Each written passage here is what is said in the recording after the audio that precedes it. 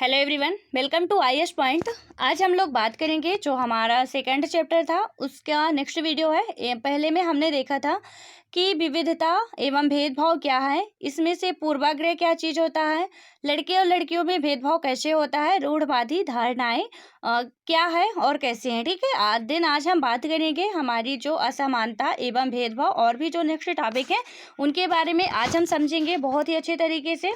तो हमने देखा था कि जो हमारी विविधता में भेदभाव है तो मतलब वो प्रत्येक या कि जातिगत भी भेदभाव हो सकता है या कि लड़के लड़कियों में मतलब लिंग आधारित भी भेदभाव हो सकता है, अमीरी गरीबी में भी भेदभाव हो सकता है, रंग में भी भेदभाव हो सकता है। मतलब वो कई तरह से लोगों को भेदभाव की प्रताड़ना झेलनी पड़ती है। ठीक है, यहाँ पे बात करें यदि हम तो असमानता एवं भेदभाव।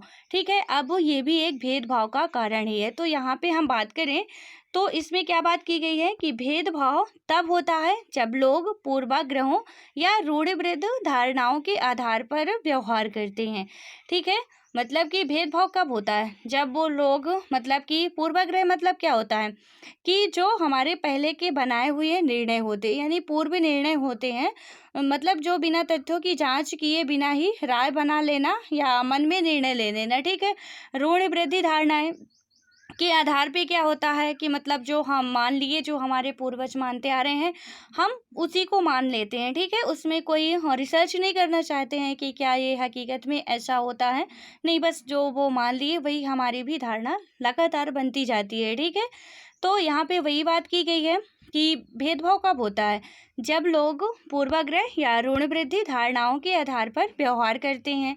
अगर आप लोगों को नीचा दिखाने के लिए, ठीक है, यदि आप लोगों को यानी कि हम या आप कोई भी लोगों को नीचा दिखाने के लिए कुछ करते हैं और उन्हें कुछ गतिविधियों में भाग लेने से रोकते हैं, जैसे कि सपोज हम कोई काम कर रहे हैं, ठीक है, तो हम कोई अच्छा काम कर रहे हैं तो हम किसी को नीचा दिखाने के लिए मतलब और अच्छा काम करते हैं कि वो थोड़ा हमसे अपने आप को नीचा महसूस करे। ठीक है, मतलब कमज़ोर महसूस करें या कि उनको दिखाने के लिए कुछ करते हैं। अगर आप उन्हें कुछ गतिविधियों में भाग लेने से रोकते हैं, किसी खास नौकरी को करने से रोकते हैं या किसी मोहल्ले में रहने नहीं देते हैं, एक ही कुएं या हैंडपंप से पानी नहीं लेने देते हैं और दूसरों द्वारा इस्तेमाल किए जा रहे कप या गिलास में चाय नहीं पीने देते, तो इसका मतलब है कि आप उनके साथ भेदभाव कर रहे हैं। ठीक है, भेदभाव की यही डिफिनेशन है कि मतलब हम क्या करते हैं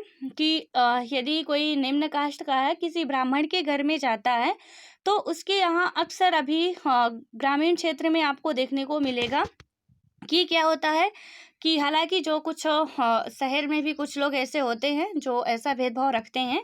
तो क्या होता है कि जब कोई जाता है निम्न कास्ट का तो उसके बर्तन अलग से रखे रहते हैं कि मतलब उनके लिए दे देंगे, उनको छुएंगे नहीं, वो खुद ही अपने बर्तन धुलेंगे, खाने के हो या चाय वगैरह के हो तो वो खुद से धुल के बर्तन को रखते हैं। ठीक है, तो ये सारे ही भेदभाव के कारण है। आप कुआं या हैंडपंप में कहीं भी पानी भरने जाते हो तो उनको पानी नहीं छूने देते हो। पहले आप नल धोओगे, फिर क्या करोगे कि वहाँ जहाँ पे वो पानी भर रहे हैं वहाँ का स्थान धोओगे, साफ करोगे, उसके बाद आप उस स्थान को यूज करते हो। ठीक है, तो यही सब है कि इसी कारण से क्या है कि हम लोग क्या करते हैं, बहुत ज़्यादा भेदभाव करते हैं। जो मतलब क्या था कि निम्न वर्गों को इसका सबसे ज़्यादा ये भेदभाव की प्रताड़ना झेलनी पड़ी थी और जो उच्च वर्ग के लोग थे उनके द्वारा। ठीक है, यहाँ पे हम आगे समझेंगे कि कैसे झेलनी पड़ी थी। भेदभाव कई कारणों से हो सकता है, जैसे कि हमने फर्स्ट चैप्टर में देखा था कि एक लड़का था। ठीक है, मतलब समीर नाम का था, दो समीर थे। तो एक क्या था, हमने उसको देखा था कि एक अमीर था एक गरीब था, एक पढ़ा लिखा था और एक अनपढ़ था, एक का धर्म दूसरा था और एक का धर्म दूसरा था। ठीक है, तो यहाँ पे बात करें यदि धर्म की बात करें तो क्या हो गया कि उनका जो विविधता का ये पहलू हो गया कि धर्म अलग अलग था। ठीक है, लेकिन यहाँ पे बात करें कि वो लड़का मतलब कि एक अमीर था और दूसरा गरीब था, तो यहाँ पे क्या हो गया, दोनों में ही भेदभाव हो गया। ठीक है, एक पढ़ा लिखा है एक अनपढ़ है, तो दोनों में क्या हो गया कि भेदभाव हो जाता है। ठीक है, तो यहाँ पे बात करें तो यह तो असमानता है बहुत लोगों के पास। यहाँ पे देखिए बहुत लोगों के पास अपने खाने, कपड़े और घर की मूल ज़रूरतों को पूरा करने के लिए साधन और पैसे नहीं होते हैं। इस कारण दफ्तरों, अस्पतालों, स्कूलों आदि में उनके साथ भेदभाव किया जाता है। ठीक है? बहुत से लोग ऐसे भी हैं कि जिनके पास खाने तक के नहीं है, कि मतलब इतना नहीं है कि वो अपना 2 टाइम का खाना खा सके। ठीक है? किसी तरह यदि 1 टाइम का खाना खा लिए तो फिर सारा दिन उनको भूखा रहना पड़ता है। किसी के पास कपड़े नहीं है पहनने के लिए, किसी के पास, और तो छोड़िए, मतलब कि जो हमारी मूलभूत आवश्यकताएँ होती हैं वो क्या-क्या है, भोजन, वस्त्र और मकान है, ठीक है? तो यहाँ पे हम बात करें तो ना तो उनके लिए बहुत से ऐसे लोग हैं हमारी कंट्री पे जिनके लिए खाने तक का नहीं है, कपड़े पहनने के नहीं है, उनकी मूल ज़रूरतों को पूरा करने के लिए कोई साधन नहीं है, पैसे भी नहीं है उनके पास। इस कारण से क्या होता है कि जब भी वो लोग जाते हैं, कहीं भी अस्पताल में हो या किसी भी ऑफिस में हो, स्कूल में हो, तो हर स्थान पे उनको क्या करना पड़ता है, भेदभाव का सामना करना पड़ता है। जो भी अच्छे मतलब पैसे वाले होते हैं या अच्छी कुल के होते हैं, तो वो उनको बहुत ही हेय दृष्टि से देखते हैं और आज भी देखते हैं। बिल्कुल ये सत्य है कि आज भी लोग ऐसा ही देखते हैं। पढ़े लिखे हैं, सब कुछ है, लेकिन आज भी लोगों की सोच कहीं न कहीं वहीं दबी हुई है। ठीक है? फिर यहाँ पे बात करें तो कुछ लोगों को विविधता और असमानता पर आधारित दोनों ही तरह के भेदभाव का सामना करना पड़ता है। एक तो इस कारण कि वे उस समुदाय के सदस्य हैं जिनकी संस्कृति को मूल्यवान नहीं माना जाता है, ठीक है? और दूसरा क्या है कि यदि ऊपर से क्या हो गए, वो गरीब हो गए। एक तो वो उस संस्कृत के हैं जिसको मूल्यवान नहीं माना जाता है, ठीक है? और दूसरा क्या हो गया कि वो गरीब हो गए और उनके पास अपनी ज़रूरतों को पूरा करने के साधन नहीं, तो इस आधार पर भी भेदभाव किया जाता है, ठीक है? हम मतलब जो भी उच्च हाई लेवल वाले जो लोग थे, मीन्स कि अच्छे धर्म वाले लोग थे या बात करें अच्छे कुल वाले लोग थे, ठीक है? तो उनके द्वारा हर कदम पे जो भी निम्न कास्ट के लोग थे, उनको हर कदम में भेदभाव झेलना पड़ा था, ठीक है? यहाँ पे बात करें तो ऐसे दोहरे भेदभाव का सामना कई जनजातीय लोगों, धार्मिक समूहों और खास क्षेत्र के लोगों को करना पड़ता है। तो ये किनको किनको करना पड़ता है, यहाँ पे डिवाइड किया गया है, जनजातीय लोगों, धार्मिक समूहों और खास क्षेत्र के लोगों को इसका सामना ज़्यादा करना पड़ता है, ठीक है? देन यहाँ पे बात करें तो हमारा क्या है, भेदभाव का सामना करने पर हमें कैसा फ़ील होता है, यहाँ पे हम देखेंगे कि कितना बुरा लगता है जब किसी के साथ हम ऐसा करते हैं, ठीक है? यदि आप वो लोगों में से भी किसी के साथ ऐसा हुआ होगा, तो आपको पता होगा कि हमें कितना बुरा लगता है, जब कोई हमारे साथ ऐसा करता है, ठीक है? यहाँ पे क्या बात की गई है कि अपनी आजीविका चलाने के लिए लोग अलग-अलग तरह के काम करते हैं, जैसे कि प पढ़ाना, बर्तन बनाना, मछली पकड़ना, बढ़ईगीरी, खेती एवं बुनाई इत्यादि। ठीक है? कोई भी कुटीर उद्योग खोल लिया अपना, अपनी हाँ, जीविका के लिए कि अपना घर और बच्चे अच्छे से चला सके, उनको खाने के लिए मिल सके अच्छे से, इसलिए वो कोई भी कुटीर उद्योग खोल लेता है, ठीक है? जैसे पढ़ाना हो गया, बर्तन बनाना हो गया, मछली पकड़ना हो गया, बढ़ईगीरी हो गया, खेती या बुनाई इत्यादि, कोई भी काम कर सकता है। लेकिन क्या होता है कि कुछ कामों को दूसरों के मुकाबले अधिक महत्वपूर्ण माना जाता है, ठीक है? कुछ कामों को हम ज़्यादा महत्व देते हैं, जैसे कि यहाँ पे बात की गई है, सफाई करना हो गया, कपड़े धोना, बाल काटना, कचरा उठाना जैसे कामों को समाज में कम महत्व का माना जाता है, ठीक है?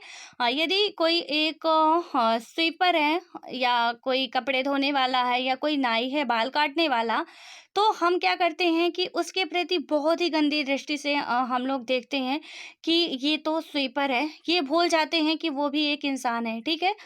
हम बस वही अपनी जो हमारी पूर्वाग्रह बनी हुई है उसी में फंसे रहते हैं कि ये स्वीपर है मतलब गंदा व्यक्ति है, और ये कपड़े धोने वाला है या नाई है तो ये गंदा व्यक्ति है, ठीक है? जबकि काम कर तो काम ही रहे हैं सब। यदि आप एक डीएम हो, एसडीएम हो, आप काम कर रहे हो, ठीक है? आप भी काम कर रहे हो, वो भी काम कर रहे हैं, यदि वो ये काम नहीं करेंगे तो पता नहीं कितनी बीमारियां आ जाएंगी। वैसे भी हर जगह कितना सब कुछ फैला हुआ है, लेकिन फिर भी हम लोग क्या करते हैं, उनको गंदा समझते हैं। इसलिए क्या होता है कि जो लोग इन कामों को करते हैं उनको गंदा और अपवित्र माना जाता है। यह व्यवस्था का एक बड़ा ही महत्वपूर्ण पहलू है। ठीक है, जाति व्यवस्था में लोगों के समूहों को क्या किया गया था, लोगों के समूहों को मतलब एक तरह की सीढ़ी के रूप में रखा गया, जिसमें एक जाति दूसरी जाति के ऊपर या नीचे थी। हमने पहले वीडियो में देखा था, जो कि हमारा फर्स्ट चैप्टर था, उसमें हमने समझाया था कैसे सीढ़ी के लोगों को रखा गया है। जिन्होंने अपने आप को इस सीढ़ी में सबसे ऊपर रखा, उन्हें अपने को ऊंची जाति का और उत्कृष्ट कहा। जिन समूहों को मतलब कि जिन समूहों को उन्हें नीचे रखा, उन्हें निकृष्ट जाति कहा था। ठीक है, यहाँ पे आप समझो, जैसे ये सीढ़ी हो गई, ठीक है, ये आपकी सीढ़ी हो गई। यहाँ पे सपोज जो जो सबसे टॉप पे है वो अच्छी कुल का है, यानी कि सबसे टॉप पे ब्राह्मण रहते थे। ठीक है, उसके बाद क्षत्रिय रहते थे। ब्राह्मण का क्या काम होता था, वेद पाठ करना जो भी था। क्षत्रिय का काम होता था राज्य में शासन करना, युद्ध करना। फिर उसके बाद क्या रहते, वैश्य रहते थे, यहाँ पे उनका व्यापार करना था। यहाँ पे शूद्र रहते थे। ठीक है, सबसे नीचे कौन से जाति के रहते थे, तो शूद्र रहते थे। लोग उनके काम के अनुसार उनकी जाति डिवाइड कर दिए थे कि कौन किस जाति का है। ठीक है, जो अच्छा काम करता था और वो ब्राह्मण हो गया, चलो वेद पाठ कर रहे हैं तो इनको, जो कुछ पढ़े लिखे थे, तो हालांकि कोई भी हो, हर कोई अपने आप को ऊंचा बनाना चाहता है, शायद इसीलिए पहले ऐसा किया गया था। ठीक है, देन उसके बाद एक और जाति आती है जो हरिजन के नाम से जानी जाती है। तो यहाँ पे क्या की गई थी, सबसे नीचे यानी कि सबसे निम्न कास्ट की जो जाति थी, उसे यहाँ पे सबसे नीचे रखा गया था। ठीक है, यहाँ पे बात करें तो क्या हुआ था, सीढ़ी के तले पे रखा गया, उनको अछूत आयोग कहा गया था। जाति प्रथा के नियम एकदम निश्चित थे। इन अछूतों को दिए गए काम के अलावा और कोई काम करने की इजाजत नहीं थी। उदाहरण के लिए कुछ समूहों को सिर्फ कचरा उठाने और मरे हुए जानवरों को गांव से हटाने की इजाजत थी। उन्हें ऊंची जाति के लोगों के घर में घुसने और गांव के कुएं में पानी लेने और यहाँ तक कि मंदिर में घुसने की भी इजाजत नहीं थी। ठीक है, हालांकि आप ये अब पढ़ रहे हो तो आपको समझ में आ रहा होगा कि कितना अन्याय हुआ था और कितना अत्याचार सहना पड़ा था। ठीक है, यहाँ पे बात करें तो उनके बच्चे दूसरी जाति के बच्चों के साथ स्कूल में बैठ नहीं सकते थे। इस तरह ऊंची जाति के लोगों को जो अधिकार हासिल था, उससे उन्होंने तथाकथित अछूतों को वंचित रखा था। ठीक है, जो उच्च वर्ग के लोगों को अधिकार प्राप्त थे, तो उन्होंने क्या किया था, अछूतों को ये सब अधिकार नहीं दिए थे, ना पढ़ने का अधिकार, क्योंकि उनको पता था कि यदि ये भी पढ़ लेंगे तो फिर इनकी बात नहीं मानेंगे, क्योंकि यदि एक उनको शिक्षा मिल जाती है तो उनको सब कुछ पता चल जाएगा कि क्या कैसे है, कोई महान नहीं होता, कोई भगवान नहीं होता है। ठीक है, तो वो भी फिर अपने अनुसार से करेंगे। इसीलिए ये क्या करते थे, उनको पढ़ने नहीं देते थे। मतलब जिस स्कूल में वो पढ़ते थे उस स्कूल में वो बच्चे जाके बैठ नहीं सकते थे। जहाँ वो रहते थे वहाँ उनको मतलब कि जाने नहीं दिया जाता था, गांव में घुसने नहीं दिया जाता था। बहुत ज़्यादा उनके साथ क्या किया जाता था, अत्याचार किया जाता। ये सब इसीलिए किया जाता था कि उनको एकदम से अलग रखा जाता था कि उनकी सोच कभी डेवलप हो ही ना पाए। ठीक है, कि क्योंकि यदि उनकी सोच डेवलप हो गई तो वो ऐसा होगा कि वो एक दिन विद्रोह कर सकते हैं। हालांकि बहुत कोशिश की, लेकिन ऐसा नहीं हुआ, विद्रोह हुआ और आज उनको हर क्षेत्र में समान अधिकार मिला है। ठीक है, फिर यहाँ पे हम बात करते हैं तो यहाँ पे आपको एक कहानी दिखाई गई है, जो कि हमारे मशहूर हस्ती थे, कौन, डॉक्टर भीमराव अंबेडकर जी। ठीक है, जो दलितों के भगवान माने जाते हैं, उनके कारण ही आज हमारे संविधान में दलितों के लिए बहुत से प्रावधान किए गए हैं कि उनको कैसे क्या करना है। यहाँ पे उनकी एक कहानी बताई गई है, जिसमें बताया गया है कि क्या थे कि भारत के एक महान मतलब नेता डॉक्टर भीमराव अंबेडकर, जिन्हें प्रारूप समिति का अध्यक्ष भी माना जाता है, ने क्या किया था, जाति व्यवस्था पर आधारित भेदभाव के अपने अनुभव के बारे में लिखा था। यह अनुभव उनको 1901 में हुआ था, जब वे केवल 9 साल के थे। ठीक है, वे केवल 9 साल के थे। वे महाराष्ट्र में रहते थे। वहाँ पे क्या था कि जब वो महाराष्ट्र में रहते थे और वो महार जाति के थे, एक महार जाति में जन्म हुआ था, तो उनको जाना था कोरेगांव अपने पिताजी से मिलने। ठीक है, मैं ये कहानी बता देती हूँ आपको। उनको अपने पिताजी से मिलने जाना था कोरेगांव। वो वहाँ जाते हैं, हाँ, रेलवे स्टेशन जाते हैं अपने बड़े भाई के साथ। लेकिन क्या होता है कि वो रेल उनको पता नहीं होता है, ना ज़्यादा तो बड़े उनके बड़े भाई भी नहीं थे और ज़्यादा बड़े वो भी नहीं थे। दोनों को पता नहीं होता है कैसे जाना है। दोनों ही क्या करते हैं कि बस खड़े रहते हैं। कुछ देर बाद ट्रेन निकल जाती है। स्टेशन मास्टर आके उनसे पूछता है कि हालांकि उनके पिताजी किसी अच्छे पद में थे, तो वो लोग अच्छे कपड़े वगैरह सब कुछ पहने थे, अच्छे वेल मेंटेन थे। तो उनसे स्टेशन मास्टर पूछता है कि आपको बच्चों कहाँ जाना है आपको? तो उन्होंने बताया कि हमको कोरेगांव जाना था। तो ना तो पिता के नौकर आए हैं और ना ही कोई हमारे पिताजी आए हैं। अब हम कैसे जाएँ, कुछ समझ में नहीं आ रहा। उन्होंने टिकट दिखाई। कुछ देर बाद स्टेशन मास्टर उनसे बात करते-करते पूछा कि आप कौन हो? तो उन्होंने जल्दी से बता दिया कि मैं एक महार हूँ, ठीक है? तो महार जाति को क्या माना जाता था, यहाँ महाराष्ट्र क्षेत्र में, हर हर क्षेत्र में माना जाता है, निकृष्ट माना जाता था उनको, निम्न माना जाता था।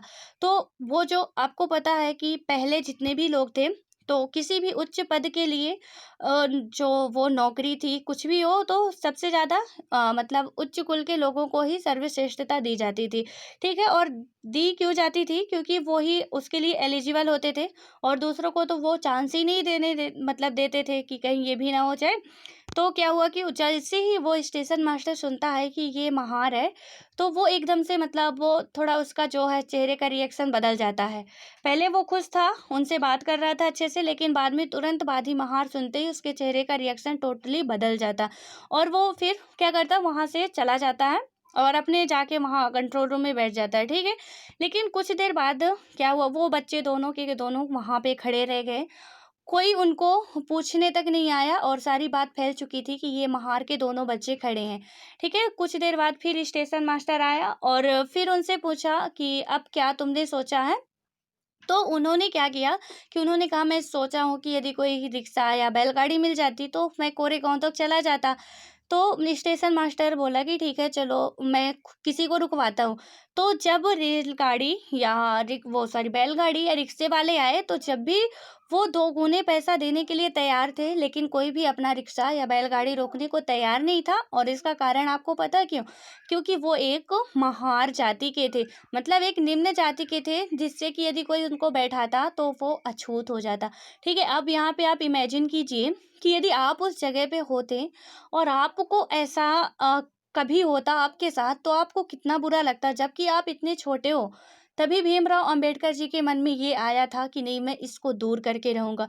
क्योंकि देखिए जब तक हम किसी चीज़ को सहते रहते हैं ना, तब तक हमको सताया जाता है, लेकिन जब हम उसका डटकर सामना करते हैं, तब फिर कोई किसी की हिम्मत नहीं है जो हमको सता ले, ठीक है? ये बात आप याद रखना कि जब तक हम किसी चीज़ को सहेंगे, तभी तक हमको टॉर्चर किया जाएगा। जिस दिन हम उसका सामना कर लिए, उस दिन फिर कोई हमको नहीं रोक सकता है, ठीक है? भीमराव अम्बेडकर जी ने यही किया फिर बाद में। और जब संविधान का निर्माण हुआ, तो हर एक क्षेत्र में गरीबों का मद्देनज़र रखते हुए, गरीबों को और जो निम्न कास्ट के लोग थे, उनको मद्देनज़र रखते हुए हर काम किया गया था, ठीक है? क्योंकि जो संविधान निर्माता थे, उनको पता था, क्योंकि वो दुःख झेल चुके थे और जो ये सब कुछ झेल चुकता है ना, उसी को पता होता। अब एक अमीर को नहीं पता होगा कि गरीब का दर्द क्या होता है, ठीक है? उसको तो लगेगा ये तो निठल्ला है, निकम्मा है, कुछ करना नहीं चाहता, इसलिए इसके पास ऐसा है। लेकिन जिस दिन यदि हकीकत में उसको भी ऐसा हुआ, तब उसको पता चलता है कि हाँ, हकीकत में ये क्या चीज़ है। सो यहाँ पे बात वही की गई है कि क्या हुआ कि वो लोग दोनों ही, सब ने उन्हें छूने से मना कर दिया। तो यहाँ तक कि पानी वानी कुछ भी नहीं लेने दिया जाता था। तो बहुत बुरा लगता था, ठीक है? आप में से जो लोग भी होंगे, हालांकि बहुत से लोग होंगे जो निम्न कास्ट के होंगे, तो आप अपने घर में पूछिएगा कि कितना गंदा व्यवहार किया जाता था, ठीक है? यदि गांव में रहते थे आप लोग, और अपने दादी बाबा या मम्मी पापा से पूछिएगा कि कैसे कैसे उन्होंने प्रताड़ना झेली है, ठीक है? यहाँ पे नेक्स्ट बात करें तो क्या बात की गई है, कि यहाँ पे जितनी भी ये घटना हमने अंबेडकर जी की कहानी पढ़ी, सुनी, उनसे क्या पता चलता है कि ये जो छोटी सी घटना थी, ठीक थी तो छोटी सी घटना, लेकिन उन बच्चों के लिए बहुत बड़ी ये घटना थी। ठीक है, ये छोटी सी घटना दिखती है कि कैसे बैलगाड़ी से एक से दूसरे जगह जाने के साधारण काम की सुविधा भी इन बच्चों के पास नहीं थी। ठीक है, जबकि वे पैसा दे सकते थे, वो पैसा देना चाहते थे, दो गुना तिगुना सब कुछ। उन्होंने समझ लिया था कि पैसे से काम नहीं चलने वाला है, यहाँ पे मामला कुछ दूसरा ही है। ठीक है, फिर यहाँ पे क्या बात की, स्टेशन के सभी गाड़ी वालों ने बच्चों को ले जाने से मना कर दिया। उन्होंने बच्चों के साथ भेदभाव भरा व्यवहार किया।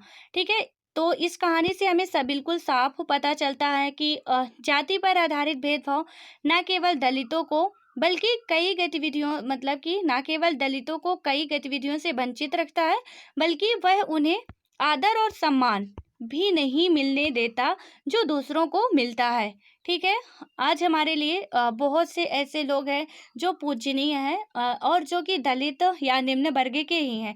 ठीक है, लेकिन पहले ना तो उनको कोई सम्मान मिलता था, ना कोई इज्जत मिलती थी, ना कोई उनको, बस वो इज्जत देना जानते थे, उनको लेने की तो आशा ही नहीं थी। क्योंकि ये जो उच्च कुल के लोग थे उनको ऐसा बना दिए थे कि उनको तो लेने की कोई आशा नहीं थी। ठीक है, फिर यहाँ पे बात करें, यहाँ से एक और क्वेश्चन आपसे बन सकता है ये दलित भेदभाव से। ठीक है, क्वेश्चन यदि पूछा जा सकता है कि दलित शब्द को नीची कही जाने वाली जाति के लोग अपनी पहचान के रूप में प्रयोग करते हैं और दलित का शाब्दिक अर्थ दबाकर रखा गया या कुचला गया। ठीक है, ये आपका पहला स्टेटमेंट हो सकता है यदि आपसे स्टेट पीसीएस और या यूपीएससी में पूछा जाता है, तो ये पहला स्टेटमेंट हो सकता है। और दूसरा क्या हो सकता है कि सरकार दलित लोगों को अनुसूचित जाति के वर्ग में रखती है। आपको इसमें से उपरोक्त कथनों में से कौन सा सत्य या असत्य छांटना है। तो यदि आप इसको अच्छे से समझे रहोगे तो आप बिल्कुल ही इसका अच्छे से आंसर दे सकोगे। ठीक है, फिर यहाँ पे हम बात करें यदि, तो समानता की बात करें तो क्या है कि समानता के लिए संघर्ष, ऐसे ही नहीं मिल गया कोई भी काम, कोई भी अधिकार हमको ऐसे ही नहीं मिल जाता है। और उसके लिए क्या है, यदि बताए ना कि यदि हम उसके लिए मेहनत नहीं करते हैं, तो यदि सपोज आपके सामने ये थाली रखी है, थाली में बहुत अच्छा अच्छा खाना रखा है, अब आप उसको उठा के खाओगे नहीं, बस उसको देखते रहोगे, तो क्या आपके मुंह तक खाना जाएगा? बिल्कुल नहीं जाएगा। आपको उसके लिए संघर्ष करना पड़ेगा, मीन्स मेहनत करनी पड़ेगी, हाथ उठाना पड़ेगा, थाली से भोजन उठाना पड़ेगा, मुंह तक लाना पड़ेगा, फिर मुंह में डाल के चबाना पड़ेगा, तब वो जाके आपके पेट में जाएगा। ठीक है, वरना आप देखते ही रह जाओगे। तो क्या हुआ था कि समानता के लिए संघर्ष करना पड़ा था, तभी समानता प्राप्त हुई थी। जब हमारे देश में ब्रिटिश शासन थे, तो ब्रिटिश शासन, हालांकि हमारे देश में बहुत ज़्यादा व्यापारी आए जिन्होंने यहाँ पे बहुत ज़्यादा राज्य भी किया, उनमें से सबसे ज़्यादा जो हमको प्रताड़ित किए वो थे अंग्रेज। ठीक है, तो यहाँ पे क्या बात की गई है कि ब्रिटिश शासन से आज़ादी पाने के लिए जो संघर्ष किया गया था, उनमें समानता के व्यवहार के लिए किया गया संघर्ष भी शामिल था। ठीक है, दलितों, औरतों, जनजातीय लोगों और किसानों ने अपने जीवन में जिस गैर बराबरी का अनुभव किया, उसके खिलाफ उन्होंने लड़ाई लड़ी। ठीक है, गैर बराबरी का मतलब वही कि वो एक, मतलब सामान्य जीवन नहीं जी सकते थे, हर कदम पे उनको रोक लगाई जाती थी। औरतों को, दलितों को, जनजातीय लोगों को, किसानों को, इनको हर कदम पे रोक लगाई जाती थी। ये मत भूलिए कि यदि कोई ब्राह्मण भी एक निम्न कास्ट का है, मतलब गरीब है, तो उसको भी लोग हे दृष्टि से पहले भी देखते थे। ठीक है, ऐसा नहीं था कि सारे के सारे ब्राह्मण बिल्कुल अच्छे खासे थे, धनी थे, उनमें से भी कोई ऐसे थे जिनके पास खाने के भी नहीं थे, तो उनको भी हे दृष्टि से ही देखा जाता था। देन यहाँ पे जैसा कि पहले भी बात हुई कि बहुत सारे दलितों ने संगठित होकर मंदिर में प्रवेश पाने के लिए संघर्ष किया। महिलाओं ने मांग की कि जैसे पुरुषों के पास शिक्षा का अधिकार है, वैसे ही महिलाओं को भी शिक्षा का अधिकार होना चाहिए। ठीक है, किसानों और दलितों ने अपने आप को जमींदारों और उनकी ऊंची ब्याज की दर से छुटकारा दिलाने के लिए संघर्ष किया। बहुत सारे संघर्ष हुए थे।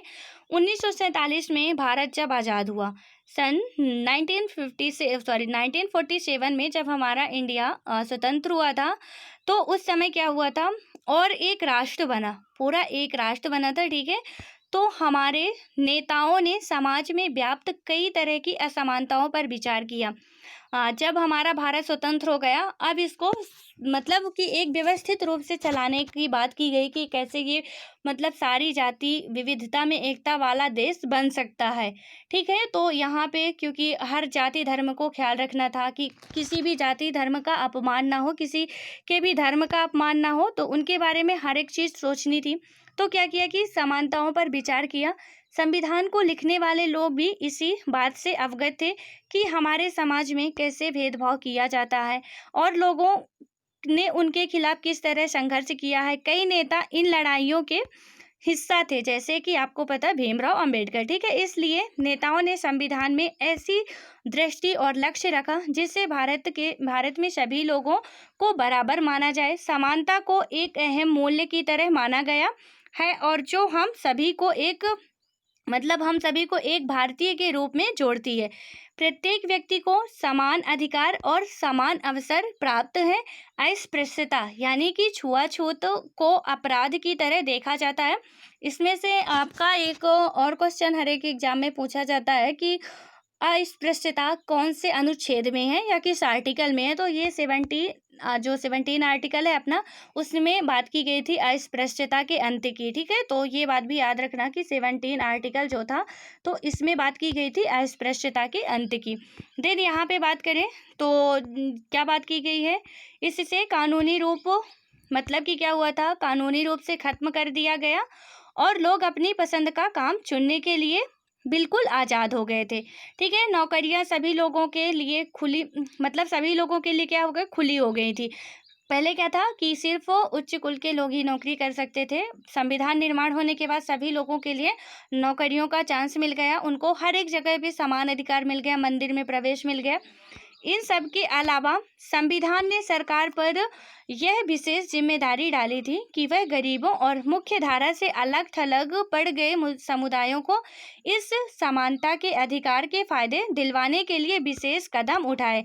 ठीक है, ऐसा नहीं है कि क्या करें, बस वो नियम बना दिए और उसका यदि हम सख्ती से पालन नहीं करें तो फिर भी लोग तो वही हैं अभी भी।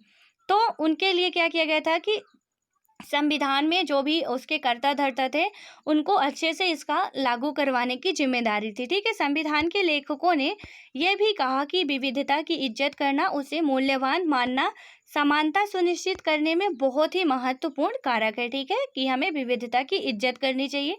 उन्होंने यह महसूस किया कि लोगों को अपने धर्म का पालन करने, अपनी भाषा बोलने, अपने त्यौहार मनाने और अपने आप को खुले के रूप में अभिव्यक्त करने की आज़ादी होनी चाहिए। उन्होंने कहा कि कोई एक भाषा, धर्म या त्यौहार सबके लिए अनिवार्य नहीं बनना चाहिए। उन्होंने जोर दिया कि सरकार सभी धर्मों को बराबर मानेगी, इसलिए भारत एक धर्मनिरपेक्ष देश है। ठीक है, धर्मनिरपेक्ष का मतलब कि किसी भी जाति धर्म के लोग हो आपको प्रत्येक धर्म की मानने की आवश्यकता, हिंदू हो हिंदू धर्म मानो, मुस्लिम हो मुस्लिम धर्म, सिख हो सिख धर्म, ईसाई हो ईसाई धर्म मानो। आप जिस भी धर्म के हो तो आपको कोई बाध्य नहीं था कि आप सिख हो फिर भी हिंदू धर्म मानो। ऐसा कुछ संविधान निर्माण होने के बाद ये सारी बातें की गई थी। ठीक है, पहले तो उनको मंदिर वगैरह में प्रवेश ही नहीं किया जाने देता था, धर्म की तो बात छोड़िए। फिर यहाँ पे इसीलिए हमारा भारत एक धर्मनिरपेक्ष राज्य है। यदि आपसे पूछा जाए भारत क्या है, यहाँ पे राज्य, हमारे संविधान में ये बात आप याद रखना, कहीं भी हमारे भारत के लिए देश शब्द का यूज नहीं किया गया। ठीक है, हमेशा राज्य शब्द का ही यूज किया गया था, राज्य या राष्ट्र शब्द का कहीं भी आपको संविधान में देश शब्द नहीं मिलेगा। ठीक है, यहाँ पे हमारा भारत क्या है, प्रेजेंट टाइम में एक धर्मनिरपेक्ष राज्य है, मतलब कि धर्मनिरपेक्ष देश है। ठीक है, जहाँ लोग बिना भेदभाव के अपने धर्म का पालन करते हैं। इससे हमारी एकता के महत्वपूर्ण कारक के रूप में देखा जाता है कि हम इकट्ठे रहते हैं और एक दूसरे की इज्जत करते हैं। ठीक है, अब ऐसा नहीं है कि कोई हिंदू धर्म मान रहा है तो हम उसको बेइज्जत करें या उसकी कमी उड़ाएं कि अरे ये ऐसा कर रहा है। आप सबको अधिकार है और यदि वो ऐसा नहीं करता है तो उसको कानूनन दंड भी दिया जाता है, क्योंकि ये हमारे संविधान में अब वो प्रावधान हो चुका है। फिर यहाँ पे बात की गई है कि क्या है कि हालांकि हमारे संविधान में इन विचारों पर जोर दिया गया है, पर यह पाठ इसी बात को उठाता है कि असमानता आज भी मौजूद है समानता वह मूल्य है जिसके लिए हमें निरंतर संघर्ष करते रहना होगा। भारतीयों के लिए समानता का मूल्य वास्तविक जीवन का हिस्सा बने, सच्चाई बने। इसके लिए लोगों के संघर्ष, उनके आंदोलन और सरकार द्वारा उठाए जाने वाले कदम बहुत ज़रूरी हैं। ठीक है, कि अभी भी ऐसा नहीं है कि आपको संघर्ष नहीं करना पड़ता। कई क्षेत्रों में अभी भी संघर्ष करने पड़ते हैं अपने अधिकार के लिए, और बिल्कुल करना चाहिए। यदि हम चुप बैठ गए तो लोग हमारा फ़ायदा ज़रूर उठाएंगे। ठीक है, तो हम ऐसा बिल्कुल नहीं करेंगे। और जहाँ भी आपको दिखे, आपको, हमको, किसी को भी, कि यहाँ पे अत्याचार हो रहा, अन्याय हो रहा है, वहाँ पे बिल्कुल आवाज़ उठानी चाहिए, चाहे हम किसी भी जाति, धर्म, कास्ट के क्यों ना हो। ठीक है, तो यही बात की गई है। और यहाँ पे क्या बोला गया कि सरकार को भी इसके लिए हमेशा टाइम टाइम पे ज़रूरी कदम उठाते रहना चाहिए। और हमारी सरकार उठाती भी है, हर एक जाति वर्ग के लिए ज़रूरी कदम, महत्वपूर्ण योजनाएं ला रही है। तो ये सब हुआ बहुत ही कड़े संघर्षों के बाद हुआ। सो फ्रेंड्स, आई होप ये सारी बातें आपको बहुत ही अच्छे तरीके से समझ में आ गई होंगी। अब हम बात करेंगे नेक्स्ट चैप्टर नेक्स्ट वीडियो में। सो मिलते हैं नेक्स्ट वीडियो में, तब तक के लिए बाय बाय। खुश रहो, पढ़ते रहो और अपनी पढ़ाई को कंटिन्यू बनाए रखो। धन्यवाद।